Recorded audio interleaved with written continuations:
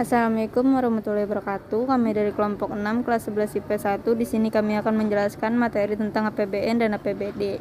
Anggotanya ada Ambi Hijabah sebagai penyusun APBN dan APBD, Aprilia Nur Imani sebagai presenter 1, lalu ada Gisel Sabira Buntoro sebagai presenter 2, dan terakhir ada Putri Ayu Hunaifa sebagai editor.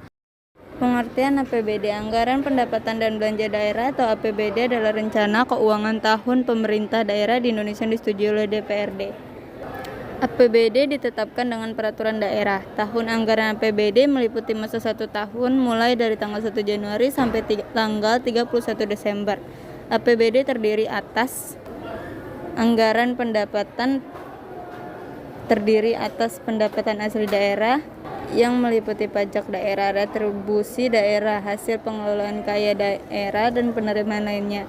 Kedua, bagian dana perimbangan yang meliputi dana bagi hasil, dana alokasi umum, dan dana alokasi khusus.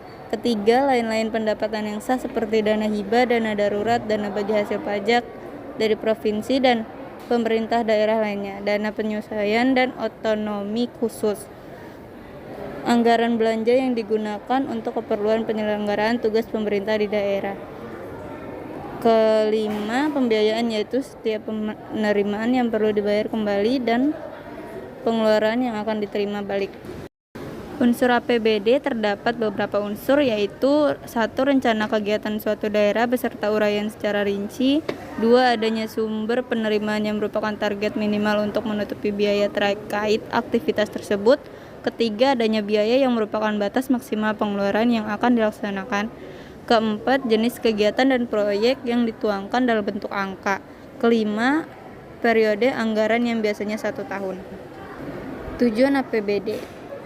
Tujuan APBD ada beberapa, yaitu sebagai pedoman untuk mengatur pendapatan dan pengeluaran dalam melaksanakan kegiatan daerah agar peningkatan produksi dan kesempatan kerja saat peningkatan pertumbuhan ekonomi dapat tercapai sehingga kesejahteraan masyarakat dapat terwujud. Kedua, membantu pemerintah daerah mencapai tujuan fiskal. Ketiga, meningkatkan pengaturan atau koordinasi tiap bagian di dalam lingkungan pemerintah daerah. Keempat, menciptakan efisiensi terhadap penyediaan barang dan jasa. Kelima, menciptakan prioritas belanja pemerintah daerah. Fungsi otorisasi bermakna bahwa anggaran daerah menjadi dasar untuk merealisasi pendapatan dan belanja pada tahun bersangkutan. Tanpa dianggarkan dalam APBD, sebuah kegiatan tidak memiliki kekuatan untuk dilaksanakan. Kedua, fungsi perencanaan bermakna bahwa anggaran daerah menjadi pedoman bagi manajemen dalam merencanakan kegiatan pada tahun yang bersangkutan. Ketiga, fungsi pengawasan mengandung makna bahwa anggaran daerah menjadi pedoman untuk menilai keberhasilan atau kegagalan penyelenggaraan pemerintah daerah. Keempat, fungsi alokasi mengandung makna bahwa anggaran daerah harus diarahkan untuk menciptakan lapangan kerja, mengurangi pengangguran, dan pemborosan sumber daya. Kelima, ada fungsi distribusi memiliki makna bahwa kebijakan-kebijakan dalam penganggaran daerah harus memperhatikan rasa keadilan dan kepatuhan. Lalu keenam, fungsi stabilitasi memiliki makna bahwa anggaran daerah menjadi alat untuk memelihara dan mengupayakan keseimbangan fundamental perekonomian daerah. Struktur APBD. Struktur APBD dirangkum dari laman Kemenku sebagai berikut. Penganggaran pendapatan dan belanja. Anggaran ini disajikan terlebih dahulu sebelum anggaran belanja. Pendapatan daerah dikurangi dengan belanja daerah. Hasil yang didapat bisa surplus atau defisit.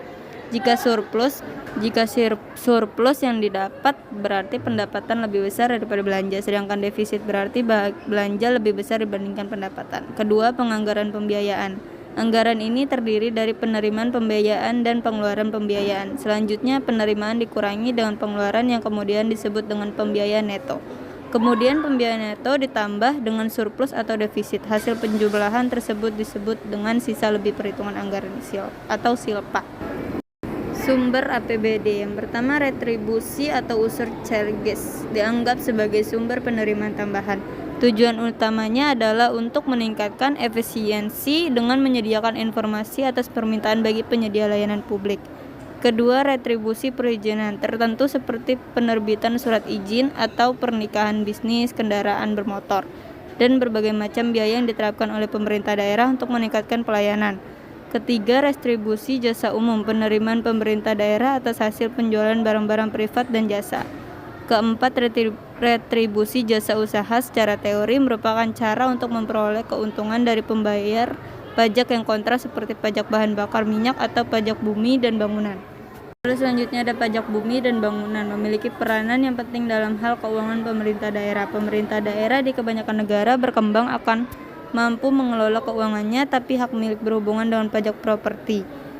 Ketiga, ada pajak cukai, berpotensi signifikan terhadap sumber penerimaan daerah, terutama cukai terhadap pajak kendaraan. Pajak tersebut jelas dapat dieksploitasi lebih lengkap daripada yang biasanya.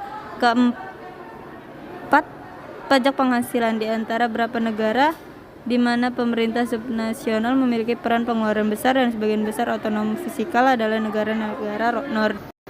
Penyusunan APBN bersumber dari situs sumber belajar Kemdikbud. Di antaranya adalah yang pertama, pemerintah daerah mengajukan rancangan APBD atau RAPBD kepada DPRD yang disertai penjelasan dan dokumen pendukung. Rancangan ini biasanya diajukan pada bulan Oktober, minggu pertama di tahun sebelumnya. Yang kedua ada DPRD kemudian meninjau RAPBD lalu mengambil keputusan setuju atau tidak dengan rancangan tersebut. Pengambilan keputusan dilakukan selambat-lambatnya 1 bulan sebelum tahun anggaran yang bersangkutan dilaksanakan. Lalu jika RAPBD disetujui, maka rancangan tersebut akan diterapkan menjadi APBD melalui daerah peraturan daerah. Jika DPRD tidak menyetujui RAPBD, pemerintah daerah bisa menggunakan APBD setinggi-tingginya sebesar angka APBD tahun sebelumnya. Kemudian pelaksanaan APBD yang telah ditetapkan dengan peraturan daerah selanjutnya dituangkan dalam keputusan gubernur atau wali kota atau bupati. Mekanisme penyusunan APBD. APBD merupakan dana yang dialokasikan untuk pembangunan di daerah-daerah. Mekanisme penyusunan APBD dapat dijelaskan sebagai berikut. Yang pertama, Pemda menyampaikan kebijakan umum APBD kepada DPRD. Kedua, Pemda dan DPRD melakukan pembahasan. Ketiga, Kepala Satuan Kerja Perangkat Daerah atau SKPD menyusun anggaran di bagian masing-masing. Keempat, Pemda mengajukan RPD terkait APBD yang mengacu kepada undang-undang. Dan kelima, jika disetujui hasil rincinya dan detail, tetapi jika tidak disetujui, Pemda melakukan pengeluaran sebanyak-banyaknya sebesar angka dari APBD tahun sebelumnya. APBD berpengaruh terhadap arah, tujuan, dan prioritas pembangunan perekonomian daerah. Secara rinci, pengaruh APBD terhadap perekonomian adalah sebagai berikut. Yang pertama, anggaran utamanya akan dialokasikan untuk kemajuan dan kesejahteraan rakyat. APBD utamanya ditujukan untuk kesejahteraan daerah masing-masing, yang mana Indonesia menganut asas desentralisasi dan otonomi daerah. Kedua, pembangunan di berbagai sektor. Pembangunan ekonomi merupakan salah satu fokus utama penyusunan APBD, sehingga APBD diharapkan dapat meningkatkan pertumbuhan ekonomi dan pemerataan pendapat. Ketiga, mempengaruhi rencana-rencana sektor swasta. Asumsi dalam APBD merupakan salah satu bahan pertimbangan bagi investor dalam menanamkan modal. Lalu yang terakhir, sebagai alat politik fiskal, APBD merupakan alat yang digunakan pemerintah dalam menjalankan kebijakan ini. Oke, sekian dari kelompok kami. Kurang lebihnya mohon maaf. Wassalamualaikum warahmatullahi wabarakatuh.